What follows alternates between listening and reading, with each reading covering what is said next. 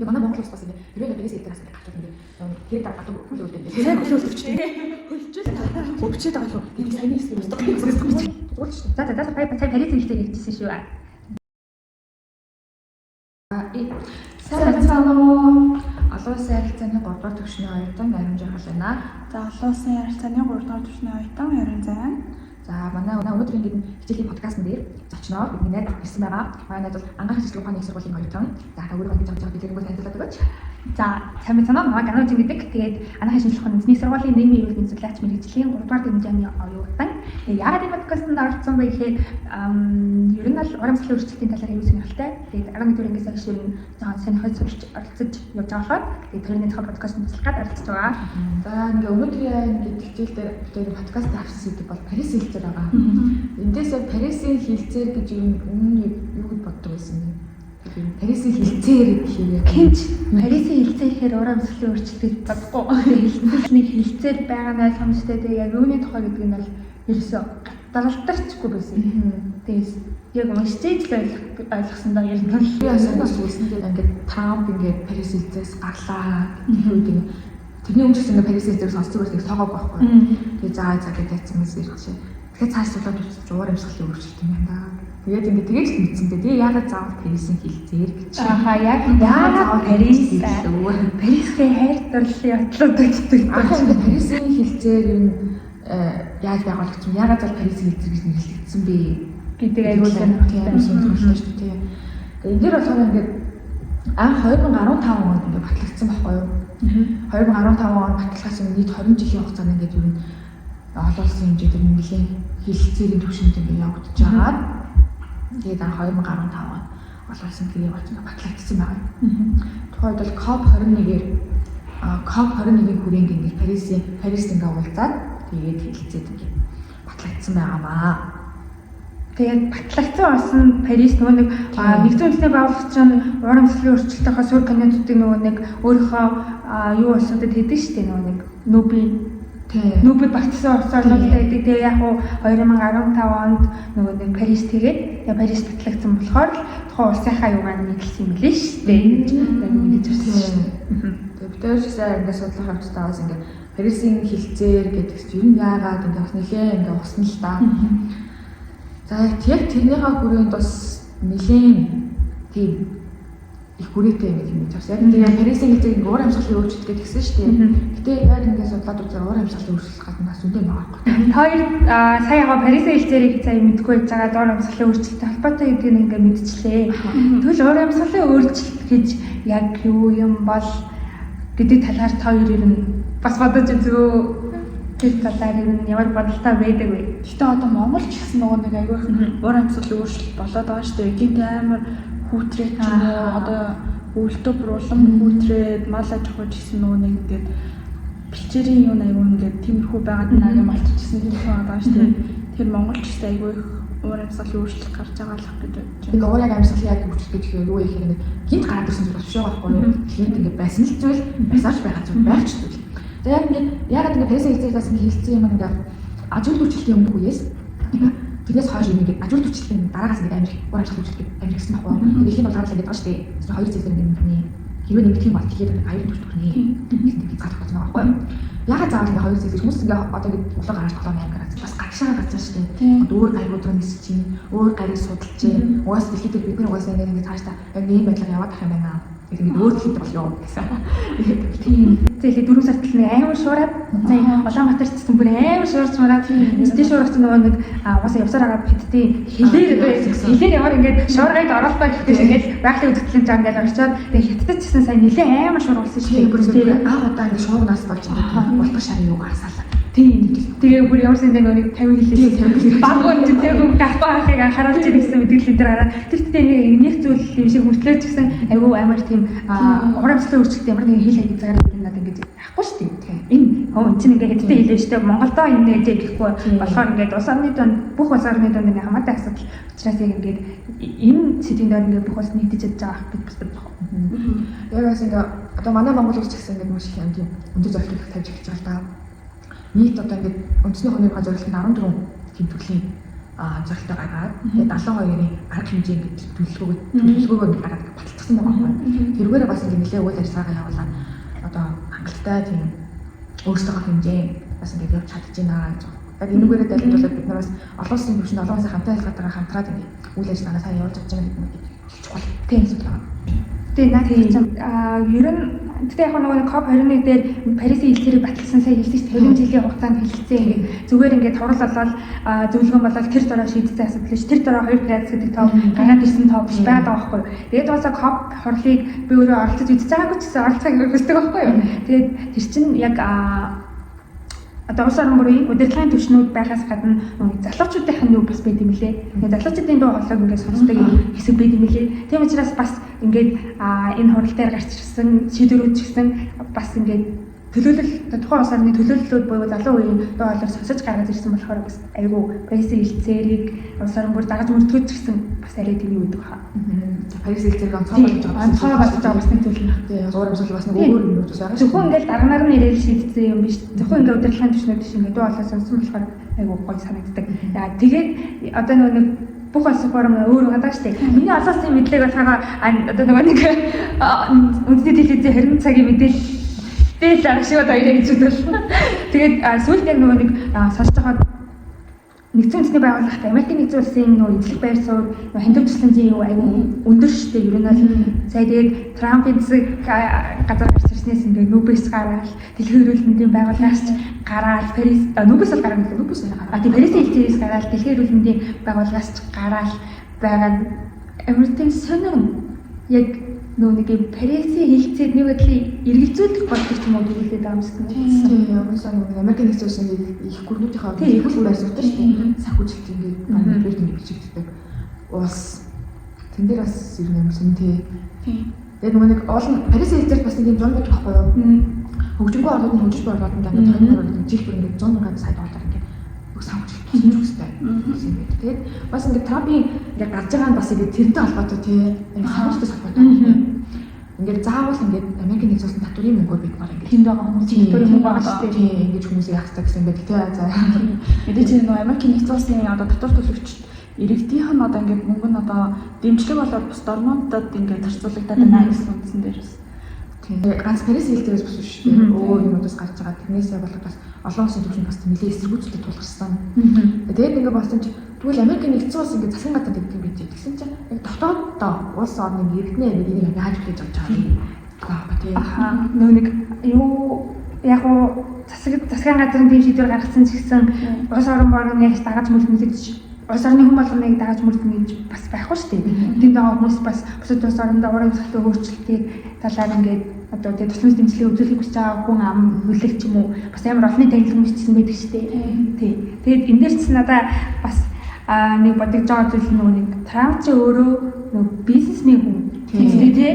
Тэгээ бизнесмен хүн учраас бизнесийнхаа сэтгэлгээгээр тэгээд болов гэж бас бодсон. Мэдээж яг ингэж хэлж болсон шүү дээ. Тэр нэг бизнесийн талаар бол уусаа эдийн засгаараа ингээд одоо ингээд татвар төлөвчдийнх нь мөнгө нь ингээд өөр газар байгаад наа гэж хэлж байгаа шүү дээ.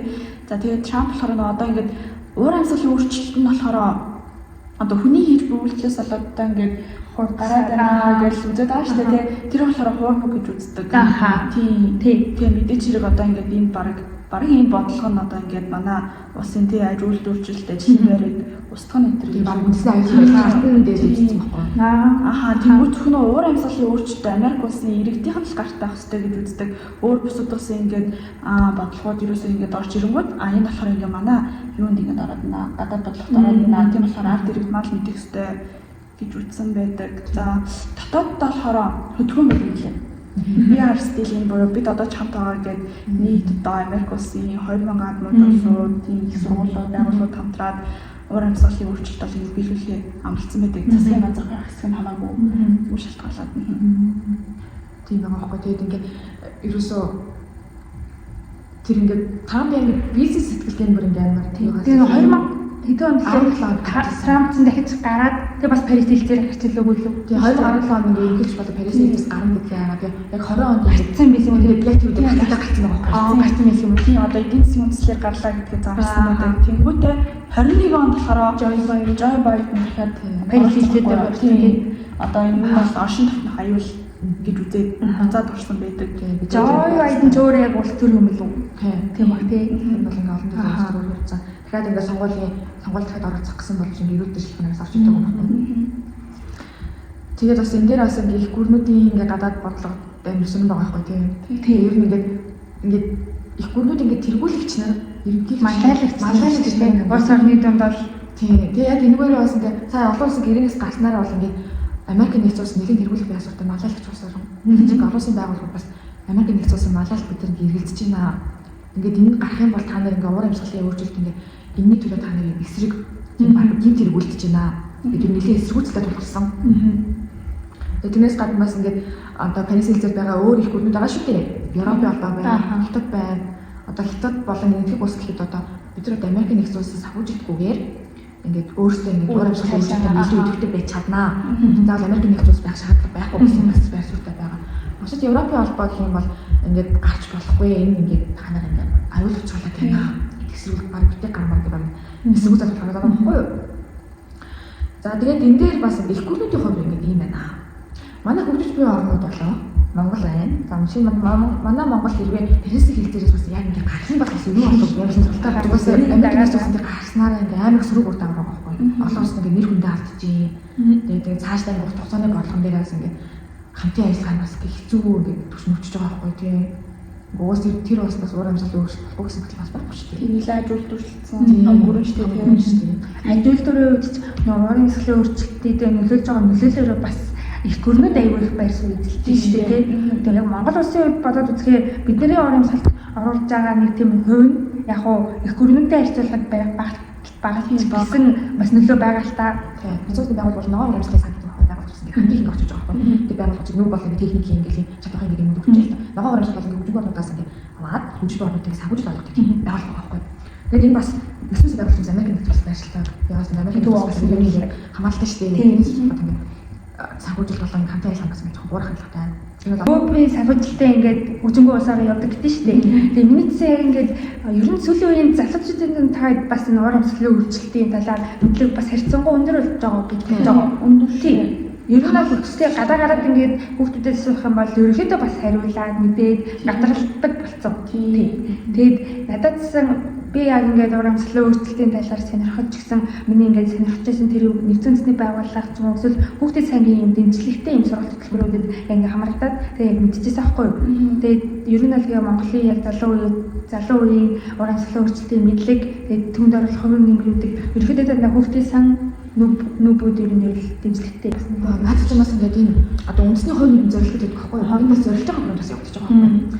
Ингээд үндэсний хувийн нэмрийн зорилтыг ингээд Парисийг хэлээд ингээд одоо ус алхам 5 жил хүртэл тэрийг шинжилж ингээд одоо өргөн барих хэрэгтэй, танилцуулах хэрэгтэй, тайлбарлах хэрэгтэй байхгүй юу?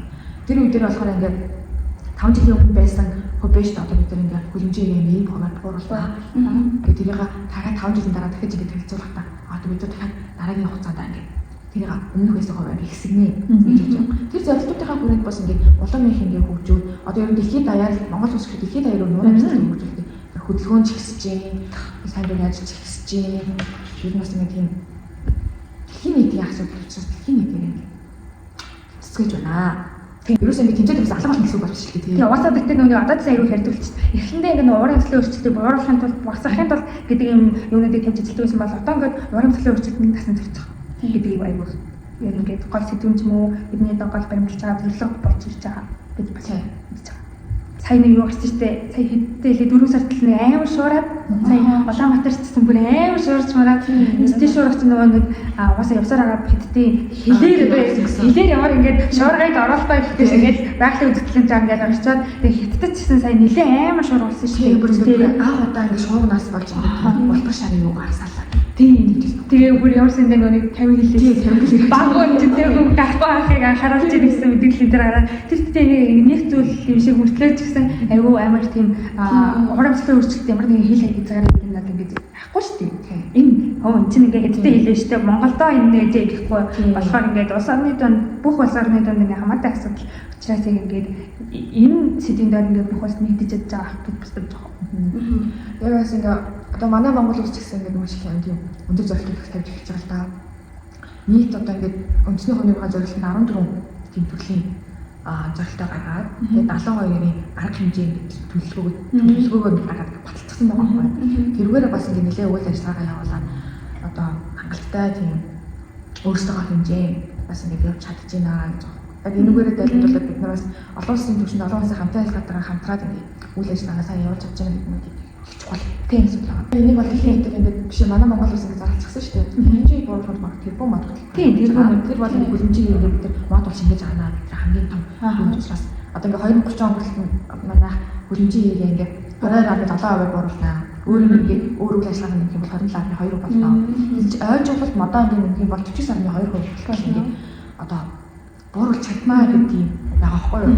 Тэгээд тэр нь бас яг одоо явж байгаа тэрбум мод төлбөр бол ингэ үндэсний хэмжээд явж байгаа. Тийм учраас тэр хэмжээгээ бүр ингэ шууд биш ч гэсэн бас ингэ мод тавина гэдэг бас байгаль орчны хамгаалалтын шүү гэдэг юм бас баацсан гэдэг мэдлэг бол үрж байгаа гэж бодож байна. тэрбум модыг бол ер нь хүмүүс аюулгүй байдаг. Үндэсний бодлого үндэсний бодлого учраас. Тэгээ бусад бодлогын өрөөнд яг хүмүүс мэддэг юм уу? Эцээ улс орон чинь яг нэг зорилгын өрөөнд явж байгаа юм чинь хүмүүс нь тэр юм том бохомны бүрээ орол хэмжин гэтээ нөгөө нэг яг хуу удирдлагын түвшинд яваад байгаа гэсэн зөвхөн засгийн газрын урамсгалын өөрчлөлийг бууруулна гэсэн үг байхгүй шүү дээ. Тэгээ нэгдсэн үндэсний байгууллага яг хуу үндсэн нөгөө нэг орчин тогтнохын хувьд ингээл явуулж байгаа гэсэн зөвхөн нэгдсэн үндэсний байгууллагын урамсгалын өөрчлөлтийг бууруулах хэрэгтэй гэсэн үг биш. Тийм. Энд ингээ хүн болгоны ингээ хувь нэмэр орж иж ер нь буурах ёстой тийм зүйл байгаа байхгүй. Тийм заавал бодлого гэж ус төрөөд байгаа л тийм тэгэхгүйгээр одоо хувь хүн талаас нь гэсэн өөрчлөлтүүд энэ чинь бүх дэлхийн нийтээр асуудал хахад тийм заавал ингээ за энэ гүрэн ингэж байгаа юм чи манайх ч гэсэн ингэж болно энэ төр тийм хувь хүн талаас л ингээ жоохон дэмжиж явуулах нь бол манайх ямар амар тийм ажилуулдурсан одоо тий хот юу ус байгаа биш. Тэгээд тэр нэг бас нэг юм дээр ядсан шүү дээ. Нэг айлалгаа хашаанда нэг мод тэрцэн тэгээд ингээд нэг AI-аар гаргацсан зурагтай тэр бүр бас амар тийм хүмүүс бас нэг бодод харагдчихсан. За ингээ гурлаа гэж юм хэлээ. Бүрэн тийм яа. Парис хэлцээр ярьлаа. Тэгээд юу н Парис хэлцээр юу бүрэн очоод олон улсын юу болж юу болчих тий. Ямар юм болчих. Тэс Монгол улсаа бас хамаар уучлаа. Ямар ч гэсэн манай Монгол улс бол just дагаж ус хөлмөлөө хөлдөж байгаа юм байна. Яг болохгүй. Хэдий ингэ гаргаад ямар нэгэн аргаар ингэ бодлого гэсэн манайх бол хамтын ажиллагаа болоос байгууллагын төрөөр бол бас зүү санал нөлөөлөлөө өндөр байгаа. Хэдэн хэрэг яллаа шүү дээ. Хэлээ шүү дээ. Парисын хэлцээр нь одоо зүгээр л уур амьсгалын өөрчлөлтийг тэгээд уур амьсгалын өөрчлөлтийн ингээд зөв нэг энгийн тухай биш байгаа байхгүй юу? Тийм ингээд санхүүжилт авч альва юмнаас ингээд айгүй тийм техник технологи мөн цаг ууртайгаа ингээд тасан зохицох тиймэрхүү юмнууд айгүй хэрэгцээтэй байгаа. Зүгээр л ингээд бас ингээд мод тариал ингээд болчих байх юм бол биш ингээд нэлээ аюултай ч уур амьсгалын өөрчлөлт чинь тийм болохоор айгүй олон хүрээл хамарсан тийм хэлцээр. Тэгээс ингээд дэс ингээд харахад яасарч Парис хэлцээр бол бас зүгээр нэг тийм гэрээ бол биш юм байна. Тий. Зүгээр ингээд гэрээ шүү гэдэг ингээд гаргаад тавьсан зүйл бол биш. Яг ингээд уур амьсгалын өөрчлөлт эсрэг гэж байгаа ч дотроо бүр амар юм уу. Тий. Тэгээ санхүүжилттэй одоо ингээд уур амьсгалыг тасан зохицсоо гэдэг одоо техник технологийн хэрэгцээтэй олон улсын бас ингээд юм харилцаалбаны юм том байгаа байхгүй тий. Тэгээ сая хэдүүлээ бол яг уур амьсгалын өөрчлөлтийн талаар л ирсэн. Болоод ч дотроо энэ чинь уур амьсгалын өөрчлөлтийг бууруулах төлөмжөө яах юм? Ажил төрлүүд ямар арга хэмжээ явах вэ? Үйлдвэрүүд яах ингээд бүр ингээд дотроо энэ тийм ингээд өргөн үргэлжлэн шүү дээ. Тэгээ ерөнхийдөө хэдүүлээ энэ бол өөрсдийнхөө санаа бодол, сурч мэдсэн зүйлсийнхаа мэдлэгийг өөрөндөө солилцлоо, ярилцлаа. Надад ч олонсын мэдлэг өгсөн байлаа. Тэрийн ингээд бас ингээд хүсэлтийг хүлээж аваад ингээд зочнооноос ингээд оролцоод ингээд цог ярианы подкастт орсон бас баярлалаа. За, урьсан баярлалаа. За, ингээд өнөөдөр ингээд битгий горын подкаст ингээд үгээр ингээд өндөрлөж байна. Энэ хөтөлбөрт хамтсан бүгдэнд баярлалаа. Баярлалаа. Хичээл намсаа гэрээ.